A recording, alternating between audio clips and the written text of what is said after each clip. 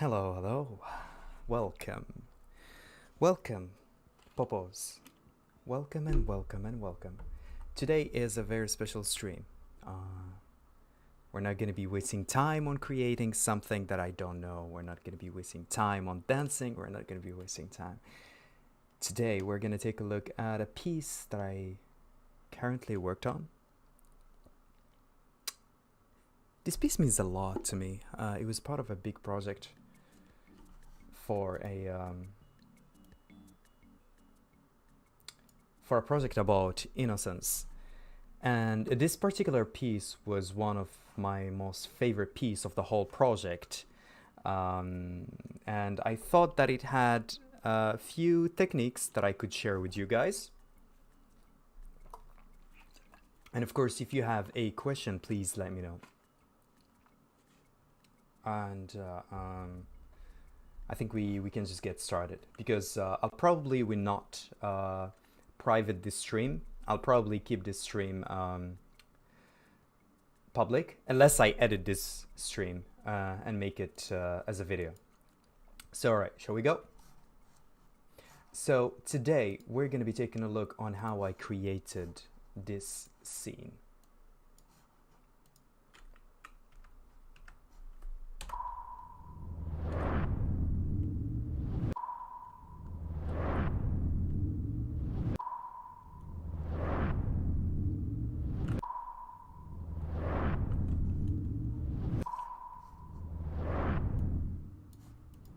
Alright, so this was one scene, part of a big project, but I want to focus on particularly this one because it has quite a lot of technique, and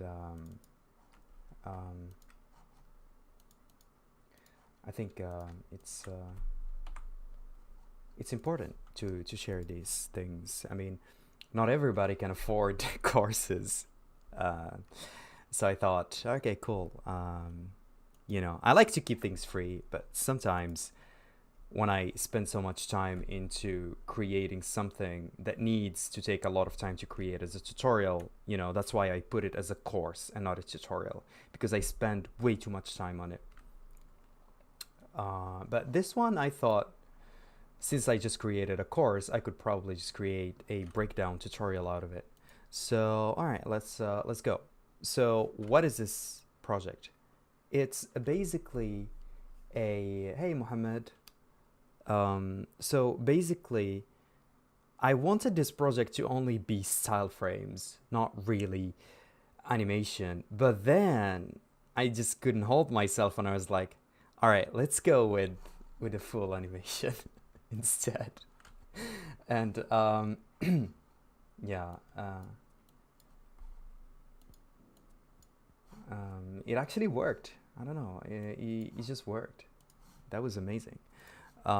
So it has VFX, kind of. It has compositing techniques a lot, and color corrections, and animation, and audio. Right. So I got some audios here. It was very basic. I didn't want to spend too much time on it because I always give myself a certain amount of time to finish this project, because I don't want to keep this for a pretty long time. So I went into Video Copilot, the motion pack for sounds, and I put them together. So, I mean, if we have to just hear them, you're gonna get this.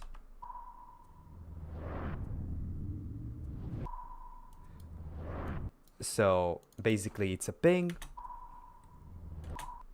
and I thought that was the best way to show that what do we call that? It's like this power, but I didn't want this power to be like a nuclear explosion or something. I want it to be, because this is about innocence, so I wanted this to be more of a source of life, kind of a very peaceful, a burst of energy. So I chose this. And then obviously the whooshes. and I just went to another whoosh and I reversed it. You see, for the coming down of the ball for this part when it goes down. So I just reversed the whoosh, and of course we had to get some atmosphere to balance everything out and not have these empty timeline.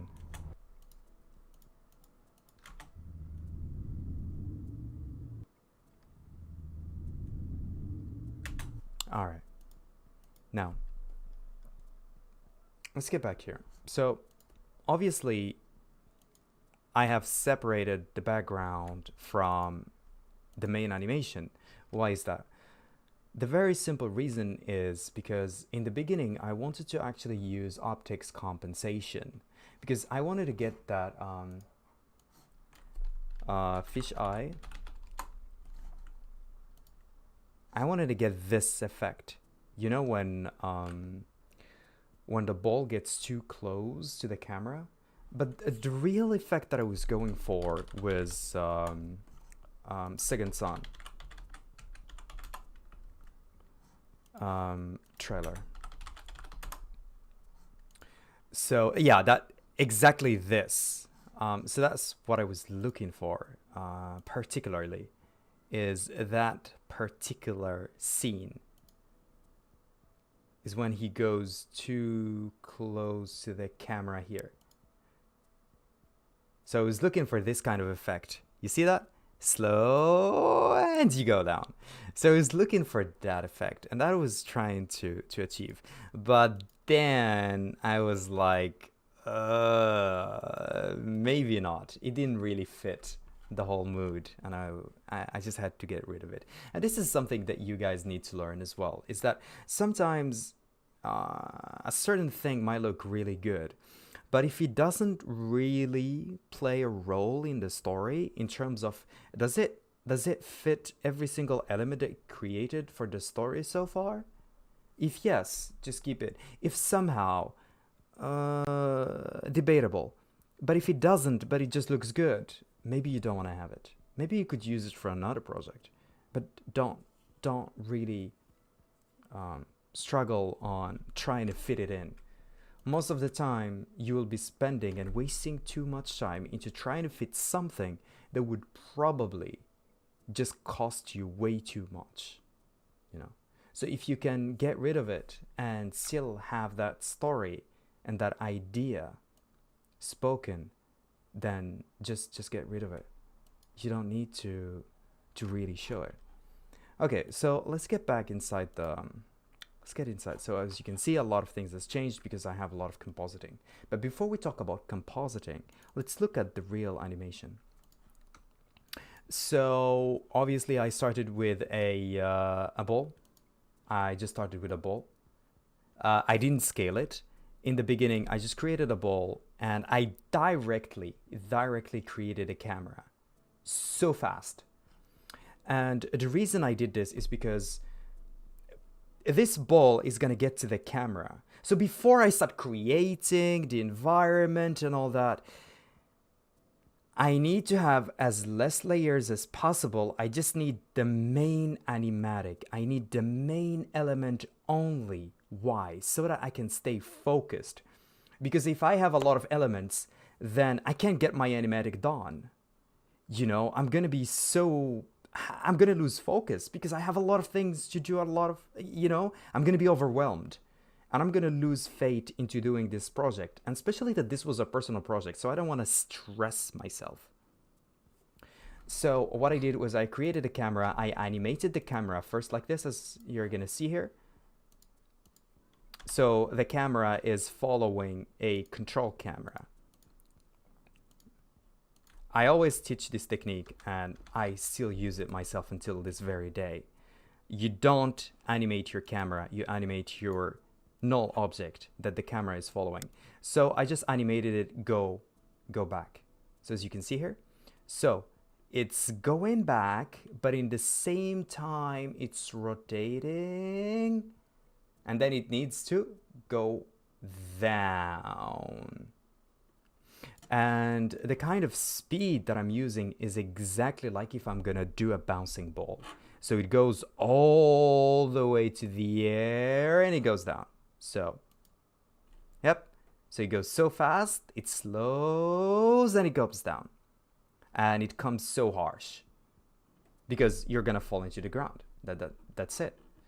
There is no story for the next episode. That's it. It just finishes there. Okay, so Popo, you said that you only animate your null. You don't animate your camera. Then why did you actually animate your position in the camera?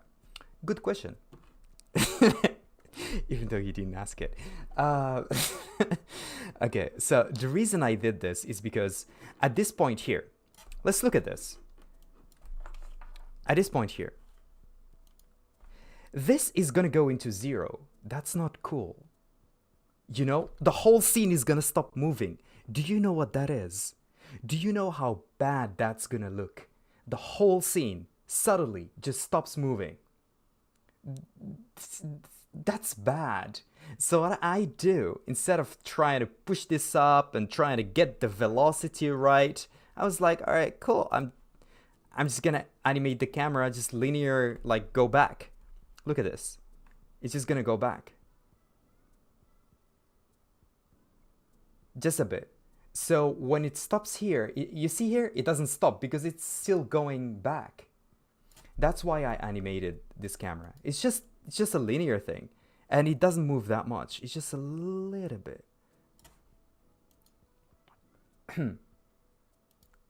Alright, so I hope this one was clear. Now, the second thing that I animated in the camera, which it doesn't really matter that much at this point. This one was done really at the end, was focus blur. So I just wanted to keep my focus on the ball. So as you can see, the focus is changing because I just want to focus on the ball. And that's going to make my scene depth even higher and even stronger. Okay. Again, let's look at this.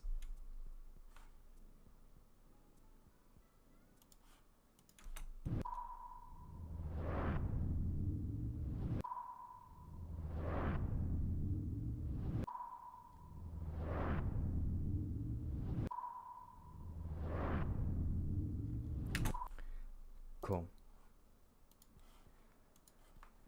So the camera starts going up, the ball is following, it jumps, we have that slowdown, but the camera is moving back. Remember, linear keyframes. The camera is still moving back. So you see that? We still have that movement on going back. And it goes. All right? So now that I did that, I was like, okay, cool. Now I am so free that I can start adding these objects all around the scene. So now, hold on, let me just select them so that you can know how I position them. So they're there and my ball is here.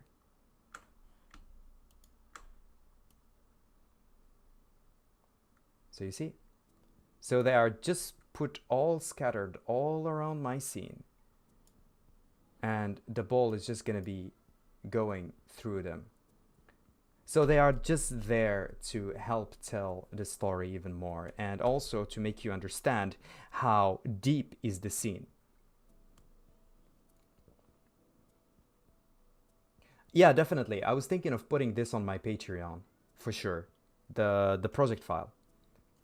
But I was waiting to do this live so that you can have this video and in the same time the project file so that you can really get into it and understand and follow. Because it might be a little bit too much if I just give you the file. Because you want to understand why I did this, and why I did that. For example, why did I animate the camera instead of just animating it here? All right, cool. And now that we have this, the next thing that I'm gonna talk about was adding the particles. So the reason I added the particles, it's to show you where the motion is going. Because when you have a motion blur on the particles, you really understand where it is going. You see that? And then when it's gonna rotate, I will understand that it's rotating. It's gonna be so hard to understand that my scene is rotating with just this. It's nearly impossible to know that. So I had to use the particles to help tell the story of this whole thing. That it's going down and that it's rotating, as you can see here from the motion blur.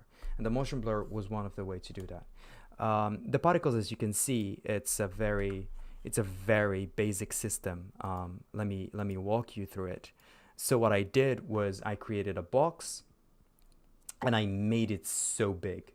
How I knew these values, I didn't. I literally just went to the custom view and let me just add a little bit here so that you guys can see the particles.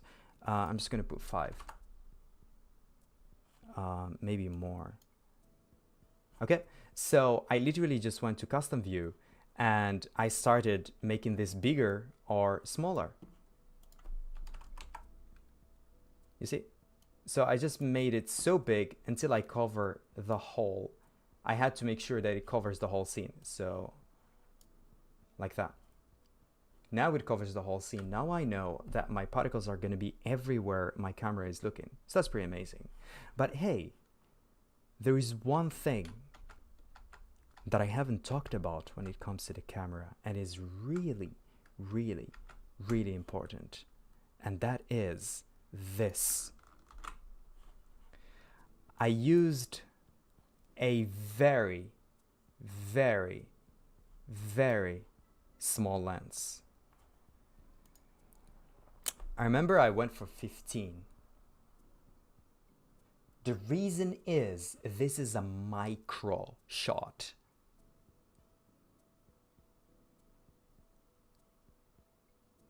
And the ball is going to get all the way to the camera. So I needed this to be as very broad as possible so that I can capture that fish eye effect kind of thing. So that's something worth mentioning. Okay, so now that we got all that, I went and let's get back here. Okay, so now what do we have? We have our particles, our sphere. You know, I just went and I animated the size of the sphere. Not this, just the scale. It just literally just scale from 0 to 100, literally. Very simple. Hold on, let me go to half. Okay, so it scales. The camera starts going back. Hey, dude. The camera starts going back. We start seeing the depth of the scene, that this ball is not alone. The ball is having, by the way, the ball is just having a very simple, as you can see, I have a noise, and that is just to scatter this ramp. Because if I don't use the noise, the ramp is just gonna be so clean, and it's not fun, it's not interesting. So what I went and I actually created a noise, as you can see here. And then I added a glow to make it pop from the other balls. Because if this doesn't have a glow, what makes it different from the other balls that are on the scene? You know? So I created this glow to show the importance of innocence compared to all the other feelings that are outside. And this one, we'll talk about it later. Cool, so that's what's in the ball. And as you can see, the particles are actually helping me understand that I'm rotating. Can you guys see that? Hopefully you guys can see that. The particles are helping me understand, because of the motion blur, they're helping me understand that I'm actually rotating and I'm going back. Now that it arrives here, when it comes to the super top, I try to do that cheesy, you know, cheesy light swipe. It's like ching, You know, some anime kind of reference, like the glasses. And it just swipes and it just goes. The swipe is very subtle. So I went for a very smooth subtle. Normally when you start with sharp, but I went to smooth. I animated the center so that I can animate where is it going and where is it coming from. The width is too wide and I did not want to have any edge thickness because why? Because I already have this, which we're going to talk about later.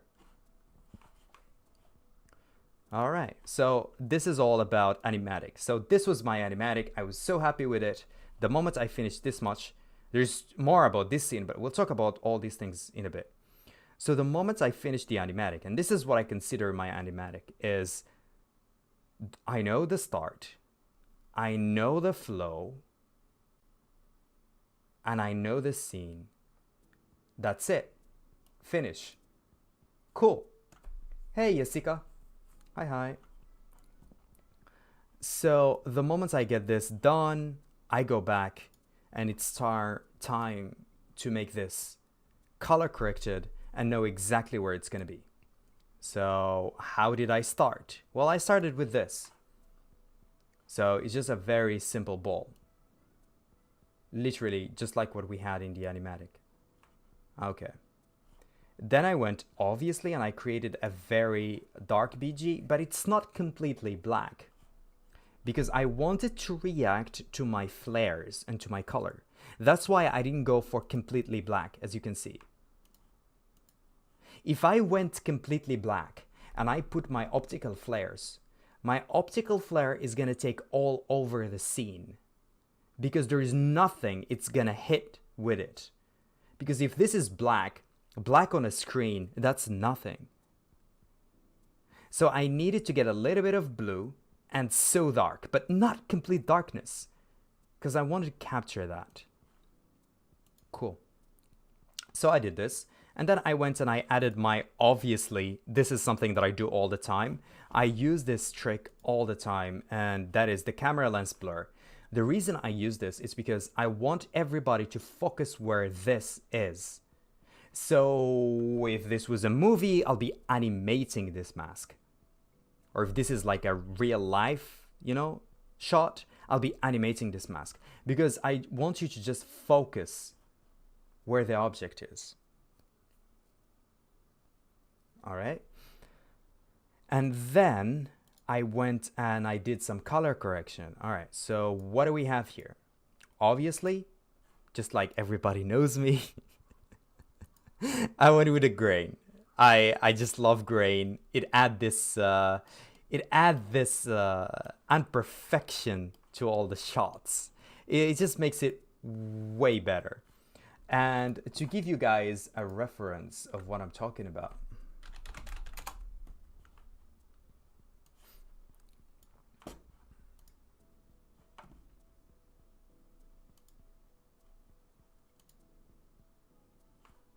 for example, so you see this noise here? It adds so much to the shot. This shot would not be telling exactly the same story without this noise. Okay, let's look to another one. This one, for example, it's a screenshot from Ghost of Tsushima. Do you see what's going on here? All right, let's zoom a bit. Can we? No, we can't. Okay, can I just zoom back? No, we can't. Okay, so hopefully you can see the noises here. The noises makes the shot more crispy, like it gives it more of a film feeling because it's not so perfect. I believe this is gonna have the same thing. Yeah, so you can see some noises all around, and you use that with adding the grain, the add grain effect. I'm just trying to look if there's something else. You see, same thing here. You can see that there is a lot of noises here. And I believe Ashthorpe in every single freaking in every single in every single project that he does, he will have add noise, add grain effect. Okay, this is that's anticlimactic. Yeah. Let's go to Ashtorp. How do we do that? Ash. Oh, it's actually there. Okay, Ashtorp. So let's go to Ashtorp. Let's take any project. Let's take this one, for example, the latest one. All right, so this is a painting, but he still used noise, grain, add grain. You can see it really, really hard here. Here, again, can you see it here? So that's add grain. So it kind of like mixes everything together, and it's just beautiful effect to do. Let's take one more shot. I don't know, actually any project, to be honest. Let's go.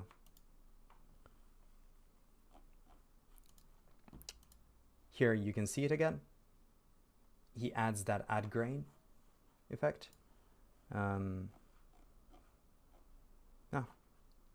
So this is a very like a no-brainer kind of effect when it comes to me. I like to add it, and it gives an interesting look into the shot that I have. The next thing that I do, and I love this effect so much, is chromatic aberration. VR chromatic aberration. What it does is gives you this red, green, and blue separation without having to duplicate your layer composition again and again and again and again and again.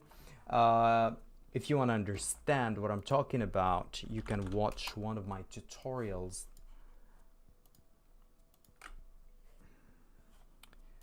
And I talked about that 11 here. I talked about it here. So you can watch that tutorial to know what I'm talking about. Chromatic aberration.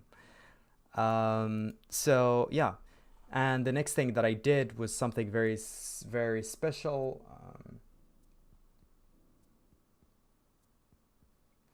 No, I don't. Yeah, I know that the noise and the grain adds more into the render time, but I think it's worth it, to be honest. I really think it's worth it. I strongly believe it's worth it. There is one way you can fix that. There is a way to fix that. And I don't do it because I'm just lazy. The reason I don't do it is just I'm just lazy, and normally when I render, it's when I'm about to go for a run, or I'm about to stop and start reading a book or do something else. So what I would advise you as a tip is render, because this is on top of everything. So render your whole scene in AVI. Okay? In AVI, like Control M, like this, lossless, AVI. It's gonna be so big. So render it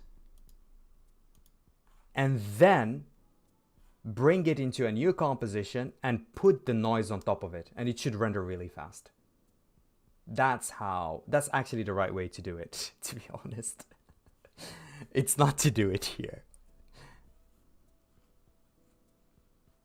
Other effects are ported to multi-core instead of just single core rendering. True, I agree to that. That's amen to that. One thing that I like to do, I like to add those Hollywood stripes here. So yeah, I just make a solid and I just mask this part. Cool. Yeah, that was about the animatic. Then what happened? Then I was like, all right, cool. I like how this looks, but I don't feel like the scale was great. Like, you know how this popped up? Let me just put this on to a half.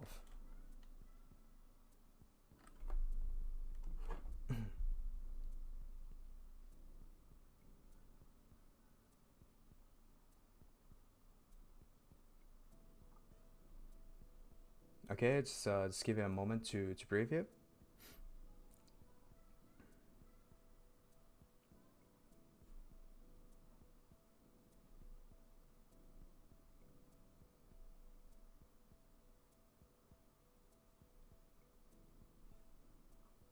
We good? Okay, nearly. All right, we're nearly there. Guys, we can do it. It's previewing. I hope everybody's doing great, by the way, while I'm waiting for this. I hope you guys are all right. That you guys hopefully have not lost your job. Your family is safe. And you are safe as well.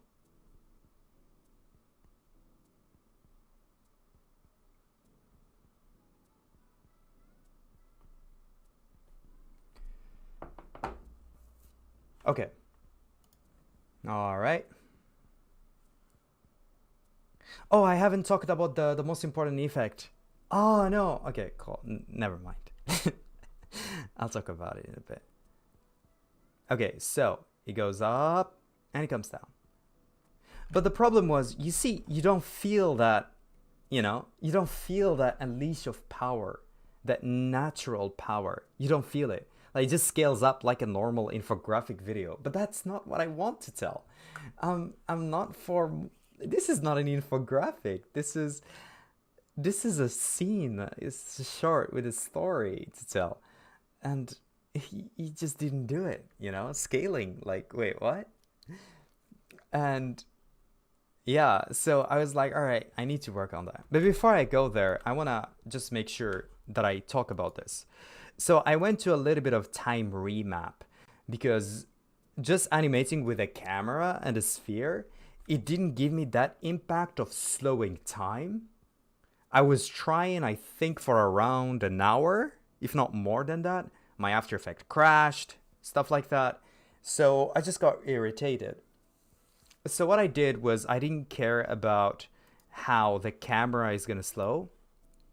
But I went into the time and I said, I'm going to do it the old way.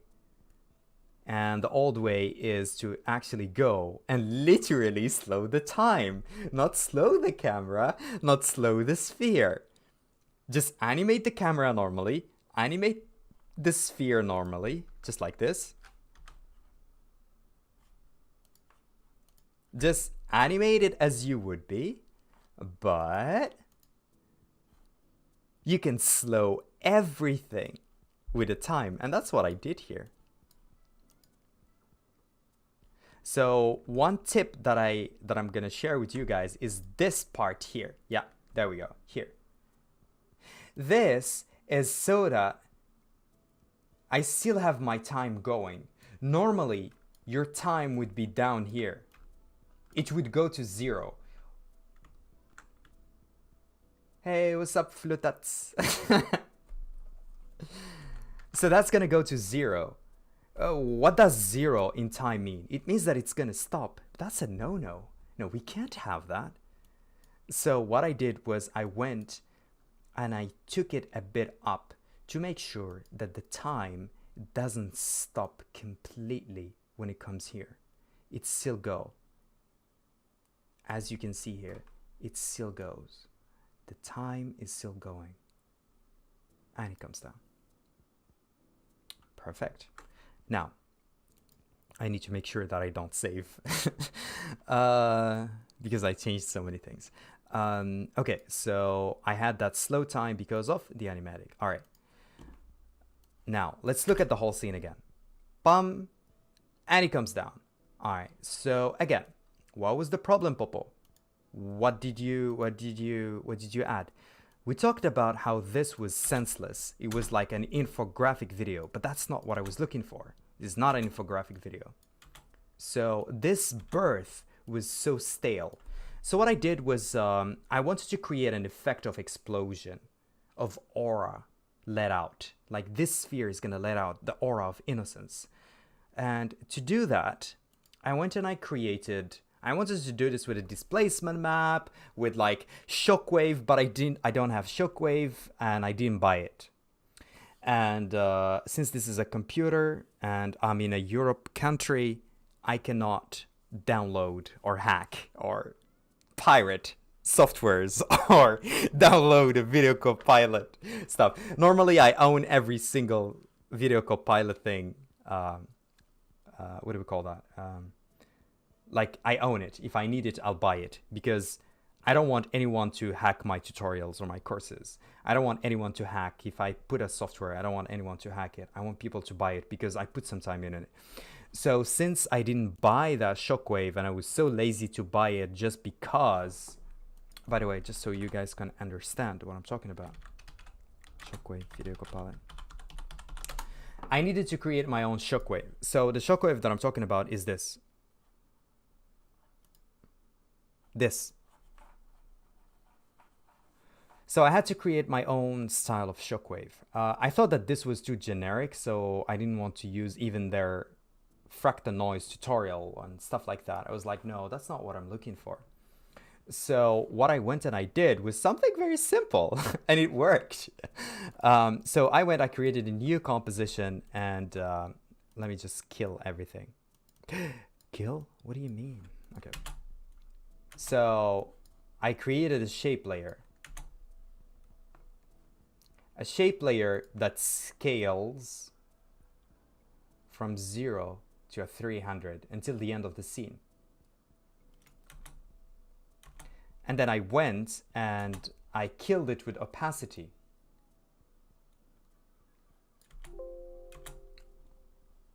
All right. Then I started styling this. I was like, all right, let's add some turbulence. As you can see. So it's a little bit, it adds a little bit of a profile to it, a personality to it. But the personality was still so stale, and this does not look of an aura. It still looks very flat, and it doesn't look good.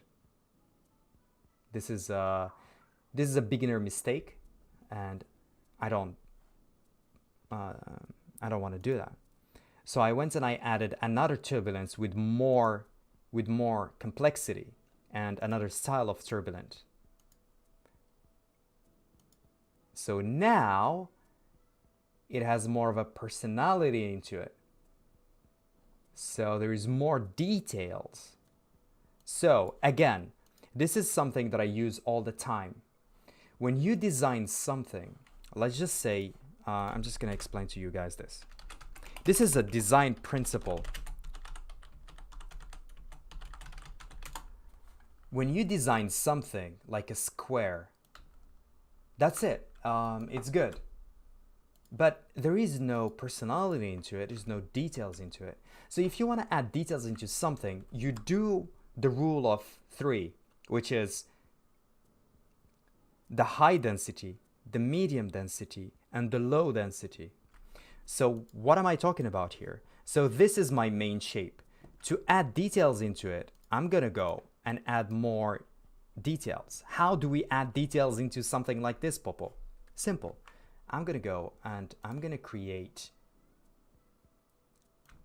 large details like this. Not too much, just a bit.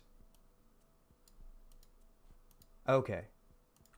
Now, let's duplicate this and let's put it somewhere like that. Okay. Now it has more details, but it's still not enough. Let's add even more details. So I'm going to go duplicate this and I'm going to make this medium. So this is the medium size.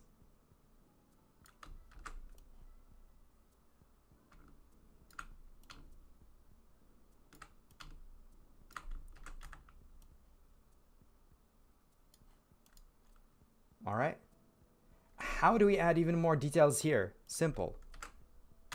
You go to the last step, which is small, and you start adding more details.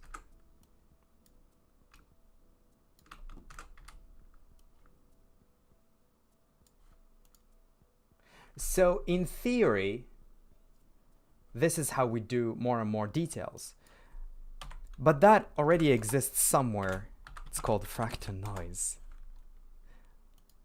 Let's look at this. You see how much details you have? That's because they're applying this specific design principle.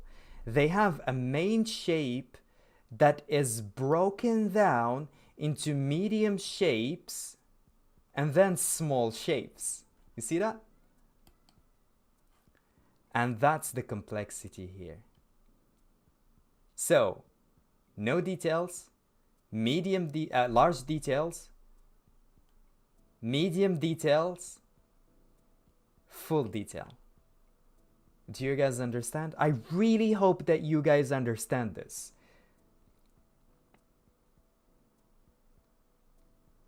Like this, I would say, is one of the highlights, I would say, of this breakdown, is you need to understand how to add details without having to always look for a tutorial. This is how you add details. You take a big shape, you break it down into large shapes, and then you take these large shapes and you break them down into medium shapes that you scatter more than the large shapes.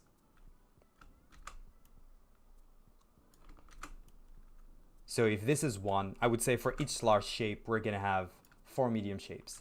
And then you take this medium shapes and you actually scatter them to even smaller shapes. And we're gonna say, like, for each cube, we're gonna have 4 small shapes.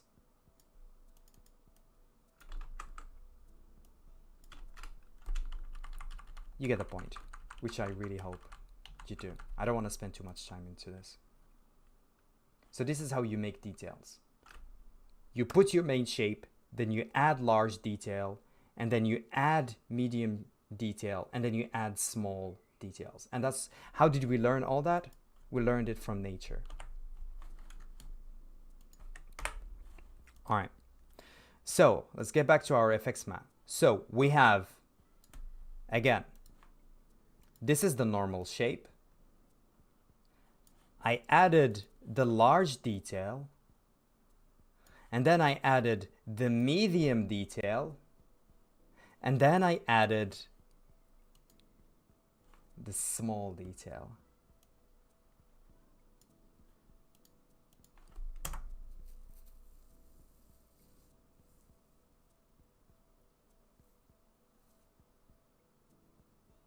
To align mask points, no, you have to do it. You have to do it manually.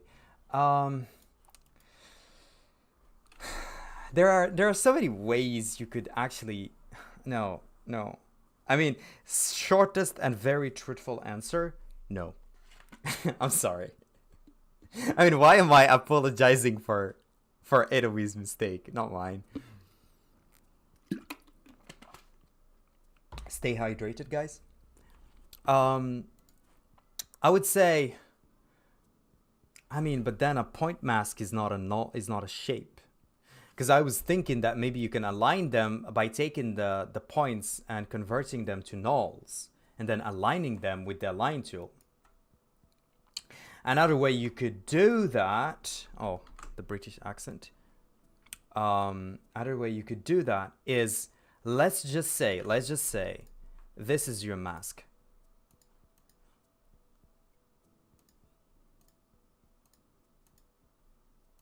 All right, so I want to align this straight.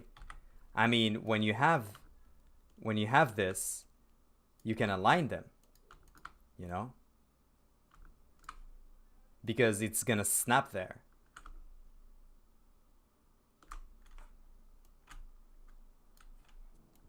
But then, yeah, there is no easy way of doing it. Hey, Georgie, thank you so much for the nice word. I really appreciate it. And I'm glad that you find my tutorials helpful. Hopefully more. All right, so that's how I added more details into this explosion. But then this was too flat. So I needed to make this less flat, and that was just a very simple Gaussian blur. So what do we have now? This is the explosion. From where? From just this. Perfect. Now, how did you use this, Popo? Simple. So, I have the FX map here. And if we just look at it, it's here.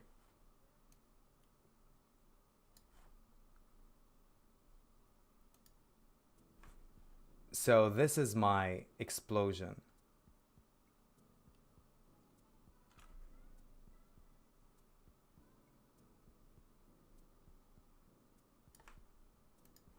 Okay, but I faded it too much because I don't want it to take the whole shot by itself. So let's bring that up. So it's gonna look like this. But Popo, this is not how it looks like. If we go inside, I mean, that's not how it looks like. Yeah, of course, because I added 100 million effects on top of it. All right, so let's just look at it. There we go. So that's how it looks like. Yeah, I wish we could align masks as well. Mr. Keyframes. Mr. Keyframes, that's an amazing username. You jumped on the opportunity of getting that username. So normally it looks like this. This is not beautiful. This is not. This is ew. This is where I start deleting my project and finishing the stream. So I did a displacement map. A displacement map to what? A displacement map to itself. All right, so I'm distorting this to its own self. And then I added my most favorite styling effect. Ladies and gentlemen, I present to you CC Vector Blur. Look at that. Holy baby Jesus of a freaking dinosaur. Look at that. Like this is way better than any picture of Mia Khalifa on the internet until today. Until today. I don't know if she's gonna post something better in the future. But until today, this effect is over the top better than Mia Khalifa. So let me show you what this effect does.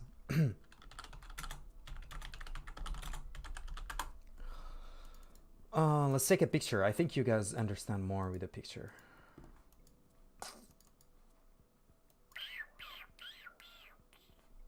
Yeah, let's just take one of these things, for example.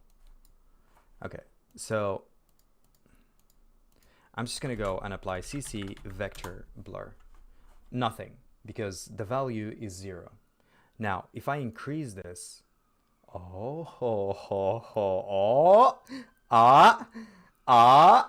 hello, excuse you?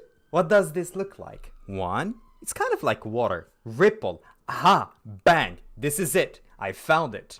This is the trick to get this to be lifelike explosion.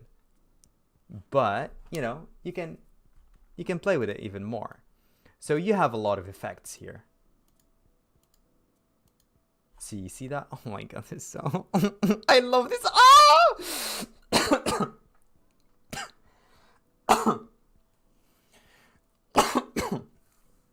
Okay. All right, coronavirus. Sorry. Okay, I got too excited. So yeah, you get so much control out of this, and you can even, oh my god, you can even play with it. So this can give you really amazing results. So that's why I really like this this effect. And you can also play with how soft it is, as you can see there. Jesus, this is already looking too good. All right, guys, new tutorial. So yeah, you can see why I love this effect. It gives you so much artistic freedom. I hope so. Girlfriend right now. GFRN. I hope so. At least that's the plan, is to make it public. Because I can't really do 100% full tutorial about this. I don't have time, and I don't want to keep on promising things that I can't do. I don't have time recently. Okay, so This is CC vector blur, and that's why I love it. I love it. It is very good, wallah. I swear it is very good. All right, so I added my CC vector blur, as you can see. And then I went and I blurred it. Now that it's blurred, I went and I added a tint into it so that it merges with the scene. Once this scene is merged, I went and I added a radial blur into it. A radial blur is this thing here. It makes things rotate. Another way you could use the radial blur is, what's their names? Ordinary Folks, right?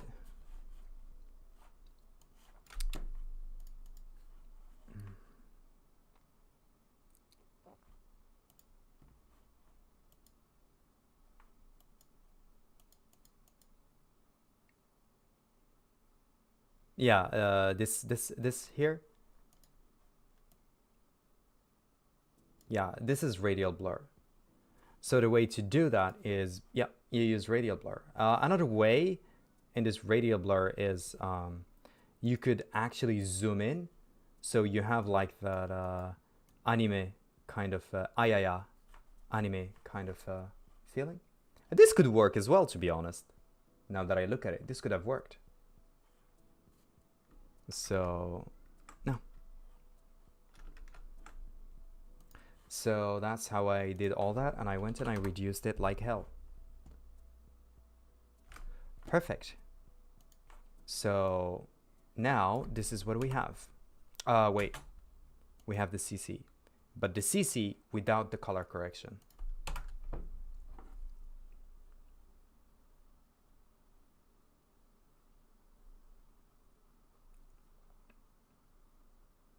Let's give it some time to render.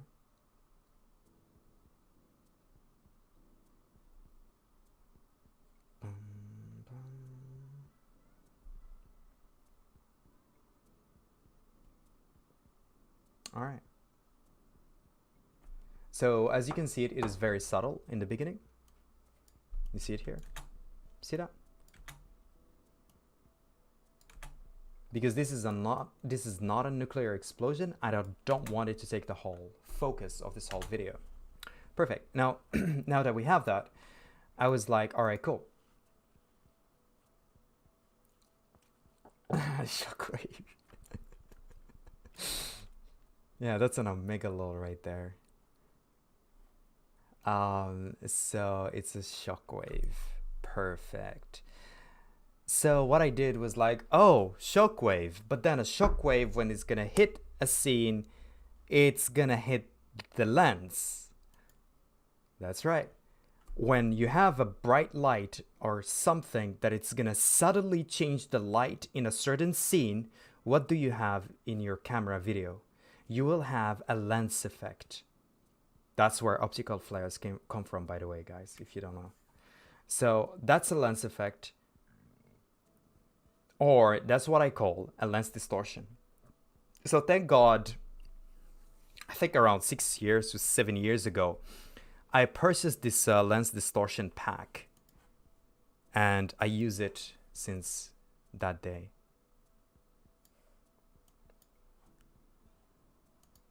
And this is what it is. It is what it is. Give me a second. So this is the video. So it's just this lens kind of hit that happens. As you can see that it hits. So I wanted that real feeling. So I went and I created it here. So as you can see, as the moment as it hits, you see here? You see how it completely changed my scene? See that? So I just apply it, it hits the lens, and it goes. How it does that? Opacity, omega lol. All right, so let's see again.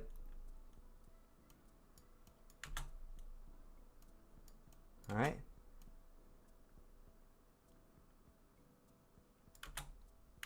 So I did a optical hit.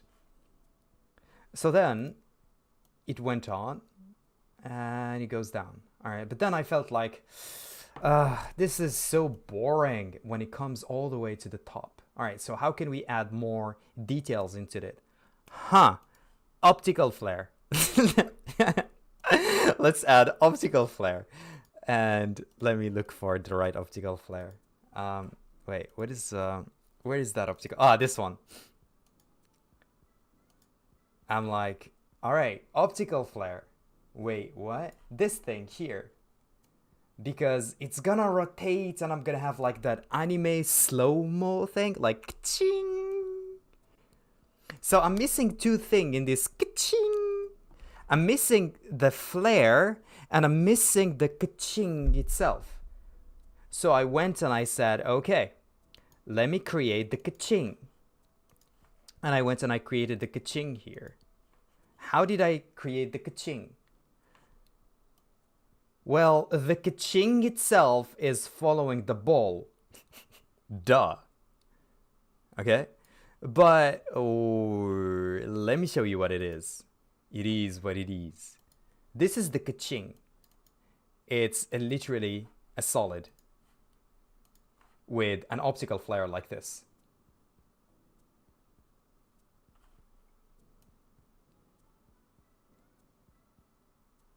But to make it full rotation, I added the polar coordinate.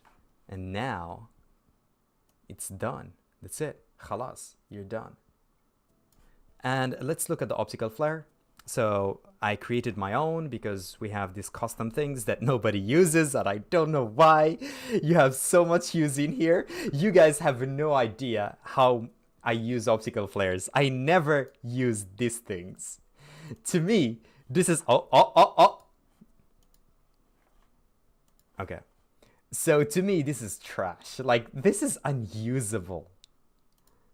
Sometimes you get some use of it, like this one, or this one, or this one. That's it. I mean, I don't know how to use this one. I don't know how I'm going to use this one because, again, you have to use your flares according to your own story, your own scene. You have to really analyze that. You can't just come on, just grab. So that's why I like to create my own custom things. So this is something that comes with optical flare when you purchase it.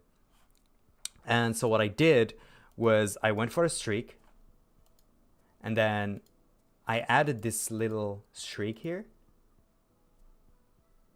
And then I added that light there. So I went for this light and I went for a streak, which is basic here. All right. And then, yeah, I just animated the opacity and I just animated the brightness, and the position so that it actually rotates with the whole sphere. Perfect. Now, what's next? So what happened was I felt like, okay, now we have the ching. I need to add the effect that happens with the ching because this is going to hit the camera. And we're going to have a lens effect. And that's why I went and I added an optical flare here. So let's look at it. This is the optical flare that I made. So again, I went and I created my own optical flare. It's just two, literally it's just this and it's just this. Again, where did I find them? I found them here. So this is one. And here is the other. That's it. And so I added a little bit of curve because I think they were too bright. I also played with a little bit of green and blue, just to match my eye. I Gaussian blur this because I don't want it to be the main thing. The main thing is the ball, not the optical flare, guys. Remember, your main thing is not the optical flare, it's the object. And then I tinted the whole thing to fit the blue vibe that I was going with. And it was good. All right. I went with a tint and I just decreased the tint amount. Perfect. Now, I was like, okay, but this light is too close. to the camera and it suddenly appeared. So that's what's going to create, we just said it, it's going to create a light leak. Okay, so I went and I looked for another light leak that would actually go with whatever this has created, and I found that it was this. So this is the light leak that I used.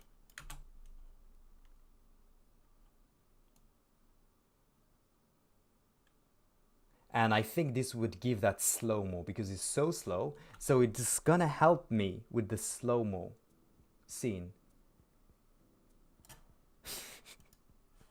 What are your PC specs? I don't know. Give me a second.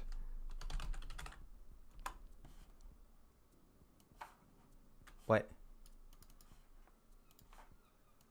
So it's a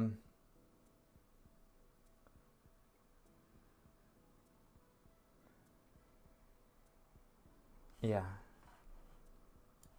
It's a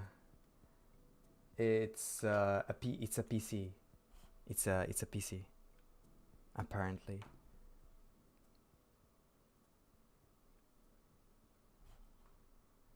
And yeah, I think it works. 8 cores, i9. I don't know, just usual stuff. 64. I don't know, just simple stuff. Not that much. Okay, cool. So I went and I added the light leaks, and the light leaks are gonna help come here, as you can see.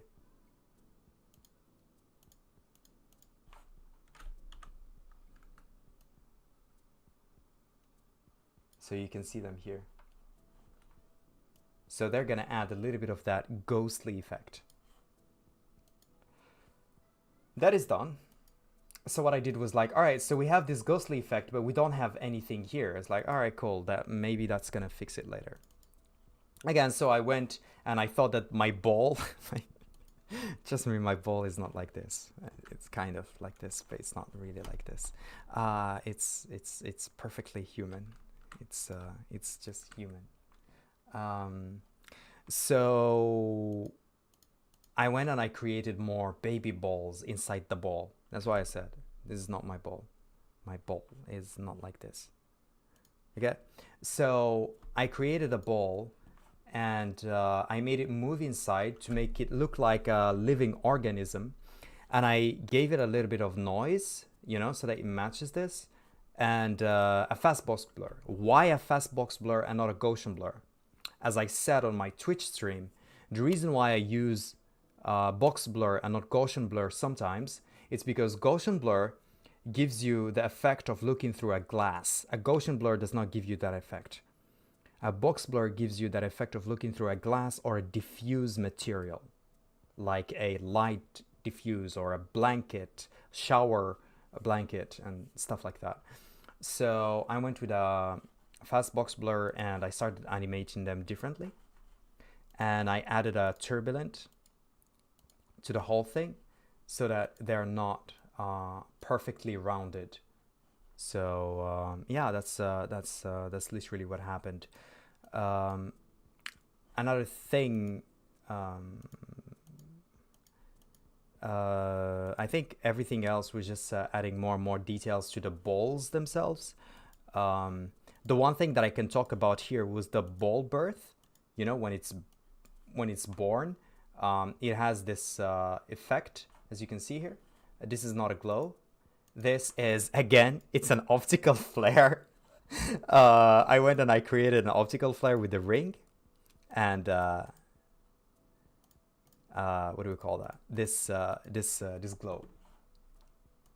So that's how I use optical flare. And I went and I box blurred it, and then I created a shape layer again with only a stroke, so without effects it's gonna look like this. And this is not the same style as the whole scene, because my whole scene is kind of VFX-ish. It's not an infographic video, and I blurred it. I blurred the hell out of it. And that's what gave me that pulse power. Cool.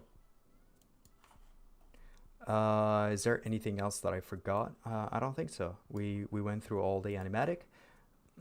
Now that I have this, what I did was I went, because this is so much light and it doesn't make sense. It's hitting the lens. It needs to react to the lens.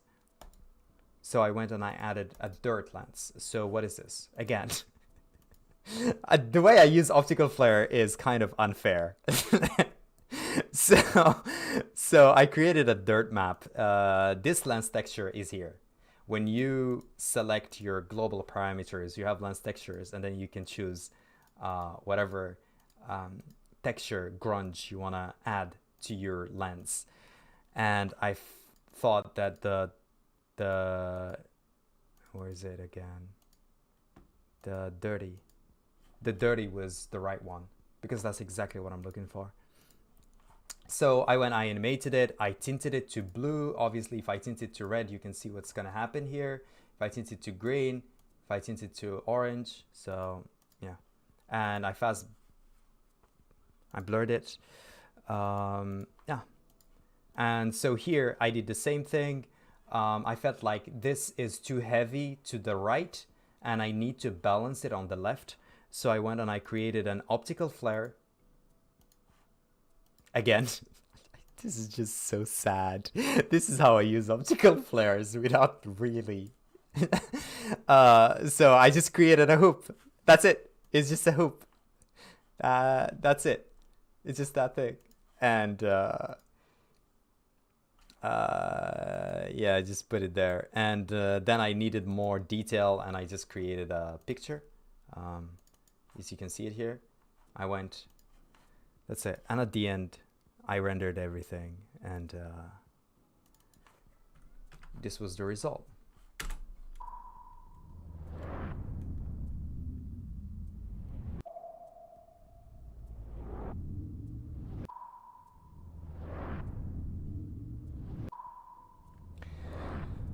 All right. All right, ladies and gentlemen, thank you so much for sticking here. I hope you liked this and enjoyed this breakdown. My name is Mr. Popo, and I'll see you guys next time.